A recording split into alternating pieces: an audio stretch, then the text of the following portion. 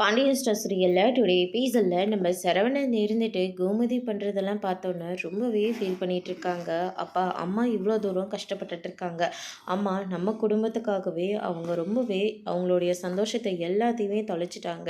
அவங்க அண்ணன் வீட்டு ஆளுங்க அவங்களுக்கு எவ்வளோ பிடிக்கும், ஆனால் நமக்காக 30 வருஷமாக பேசாமல் இருந்திருக்காங்க.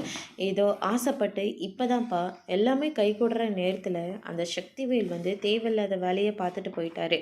அதனால தான் நம்ம குடும்பத்தில் இவ்வளோ பெரிய பிரச்சனையும், அம்மா ஒரு விஷயத்த மறைச்சிட்டாங்க, விட்டுருங்க.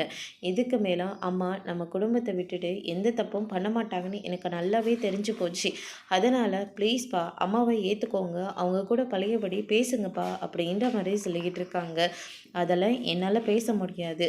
உங்கள் அம்மா கூட நான் பழையபடி சந்தோஷமாக இருக்கணும்னா நான் சொல்கிற மாதிரி நீ செய்வியா அப்படின்னு சொல்லிட்டு கேட்கவும், நீங்கள் என்னப்பா செய்ய சொல்கிறீங்க அதை சொல்லுங்கள், நான் செய்கிறேன்ப்பா அப்படின்னு சொல்லிட்டு நம்ம சரவணன் கேட்டுக்கிட்டு இருக்காங்க. மயிலும் அவங்க ஏதோ குடும்ப கஷ்டத்துக்காக வீட்டில் சொன்னாங்கன்றதுக்காக இந்த மாதிரி பொய் சொல்லி கல்யாணத்தை பண்ணிக்கிட்டாங்க. அதுக்காக நம்ம ஒரு பொண்ணு வாழ்க்கையை அழிச்சுதான் இருக்கக்கூடாது.